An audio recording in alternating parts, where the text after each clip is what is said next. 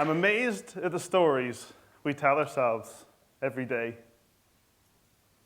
Sometimes stories about what we can do and we can't, or stories about what we should and shouldn't.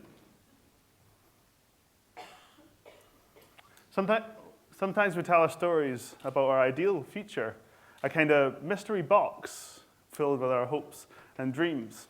Every so often we have the courage to step towards that box, but our old habits bring us back to what we've always done.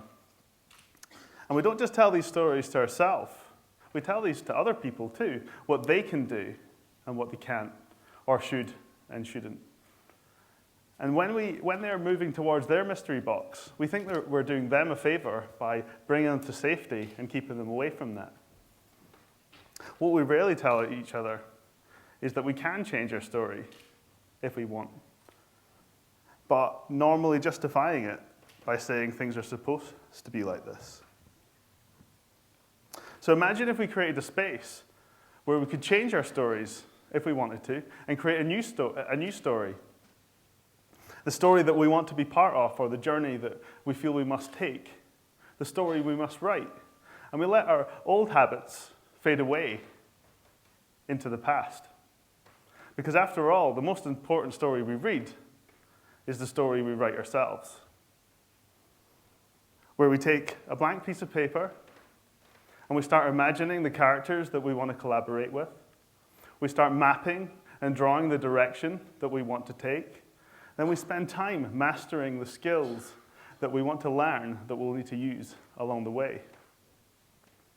And then we begin working on how we want that story to end. And you start to wonder, what would the world be like if people could start really writing these own stories for themselves? This is what got me and some friends thinking. What really would the world be like if people lived like this? And so Keith, Dan, and myself, we came up with an idea that we thought would bring out the best in people and give them a realization of their own ability to write their own future. We called this Project Sweden. And for it to happen, we called in massive favors, gathered loads of resources, booked a venue, and then launched. Mostly thinking, this might not work, but that was part of the fun. And a big part of the point. We advertised it like crazy, but we wanted it to be a mystery, a kind of secret, because we wanted to reward people's curiosity. So the only information we gave was to be a specific location at 9:30 a.m. on a cold Saturday morning in January. Regardless of the secrecy, we sold 100 tickets, 100 people promising to come. And then this Saturday came, people arrived, we split them into 7 teams, and we gave them an envelope, a small box, and surrounded them by piles of junk. Then we told them to open it up. Inside the envelope was a script of a famous movie. Inside the box was a camera, and we said, you've got 8 hours to remake that script with all that junk as your props. Go. Then there was silence. A lot of silence. But then the team started talking. And that talking became discussions about ideas and possibilities, and that spread to the room, as though the room said, let's do this. And those discussions became actions as the all-female cast of Ghostbusters started putting the finishing touches to their proton packs. And those actions became practice as they started running around Edinburgh filming their own movie. Because we gave them an original script, but they decided to put little tweaks along the way to really make that story their own. And then when they finished, they brought it to us, and edited it together and brought it to us and gave it to us. And we said, thank you, but we need to do one last thing. Go home, put on your ball gowns, put on your tuxedos, because we're going to host your very own Oscar ceremony for what you've achieved today. And that's what we did. We're together. We watched all the movies. We laughed, we cheered, and celebrated what they had achieved. And I like to think that this shows that given the chance, given a space to give themselves their own permission, people will take that chance, they'll dig deep, and they'll use their imagination to create the future that they want. And this is quite important to say because we got a lot of credit for what we did for Project Sweden. But really, in reality, we did nothing but hold that space. Yes, it was a space where they could create things and try things and put another brick on their own creative confidence. But they made everything happen. They made the whole event what it was. And then we created a second space, a stage where they could celebrate what they had achieved and created, but also what other people had created and done. And when you share experiences like this, it shows the beauty of equality that creativity brings. And I've seen this, and if anyone here has seen things like this, seen anything like this, you would want to find ways that this could happen again. Thinking, what would the world be like if people lived like this? Or how can I spread spaces like this so that we can create environments where people don't just change things, but they can create things, or they can create things and then actually change things the way they want.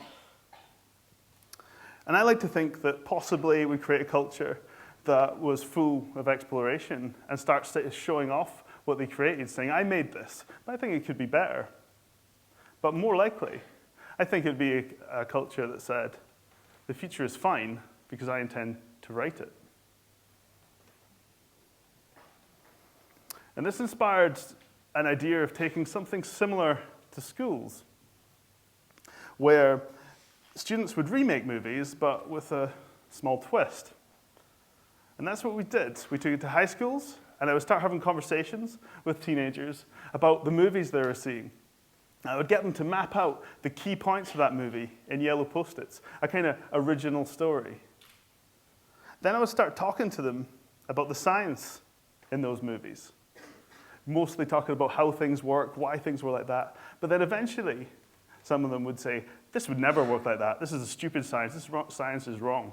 And I'd jump on it and say, okay, let's write that down in blue Post-its, because this can be the turning point of your new story, but with corrected science. And then I would challenge them to imagine, if this can't be done, what could you do? And then how does that affect the rest of the story? And then they would write this new story in orange Post-its, leaving them with a new story that they could make. And then I would make them remake this movie, but with the corrected science. And we called this project Non-Fiction Science, or non-fi-sci for short. And just to clear some air, this isn't supposed to be some kind of attack on art or some kind of superior over science, because they're both fascinating.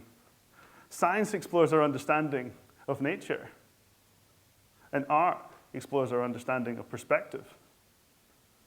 And if we can merge those two things together, we create something special. And that's wonder.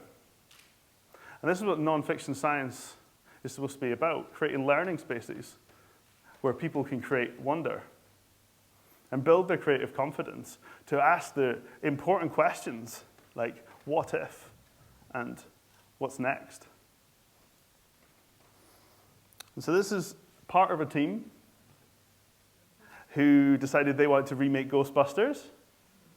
And they decided that the proton packs that the Ghostbusters used would have to be like the size of CERN in Switzerland, and so you just wouldn't be able to walk around with those things. And so they used all their scientific rigor and logic to decide that their Ghostbusters in their story would use flamethrowers.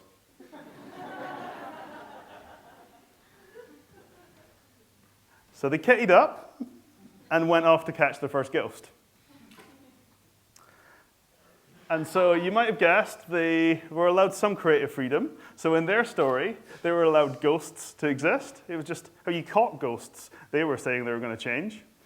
And this is them running away from their first ghosts because, as we know, flamethrowers don't work on ghosts. So they failed and they ran away. They tried this again, but it was the same story.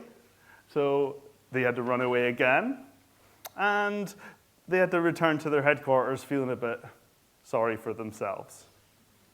Sitting around, feeling useless, and really questioning their Ghostbuster business model. Thinking about that maybe we should start closing our doors. How are we going to pay our bills? But then the phone rings, and they get a bit excited because they realize that there's something they can actually do. So they get up, and they go off, and because that ghost was the Stay Puft Marshmallow Man, they could use their flamethrowers to melt down the enemy. And of course, as all teenagers, they celebrate by eating their marshmallow victim, but they decide that they have to do one last thing, which is to rename the Ghostbusters to the very specific Ghostbusters.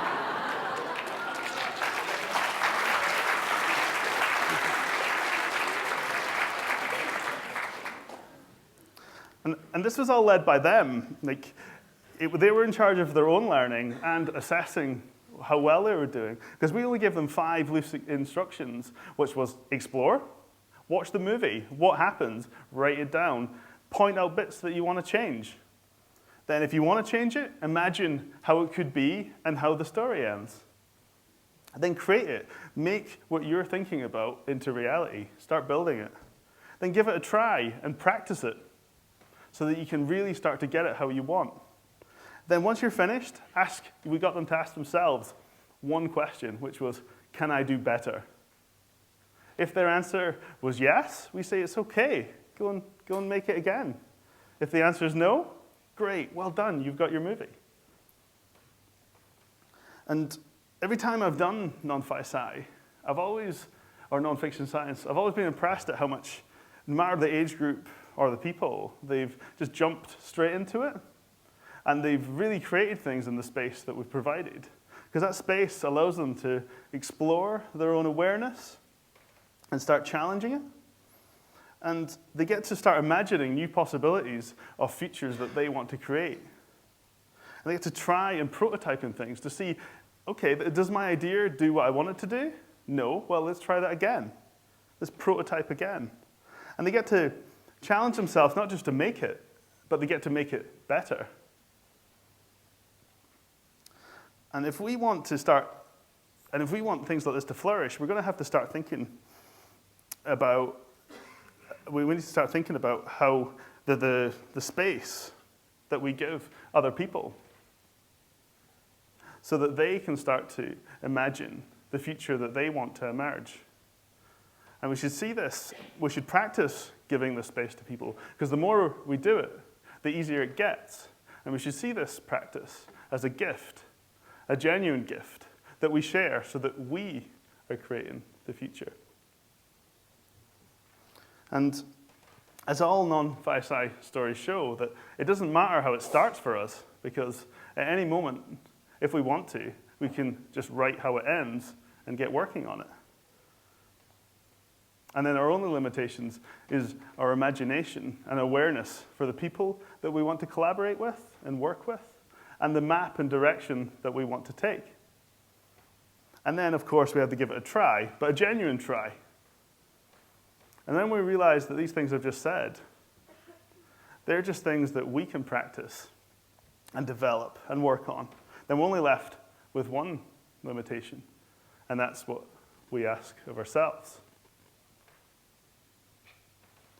So, get out your blank page, start exploring, start imagining, and ask yourself, what is the story you will write for yourself?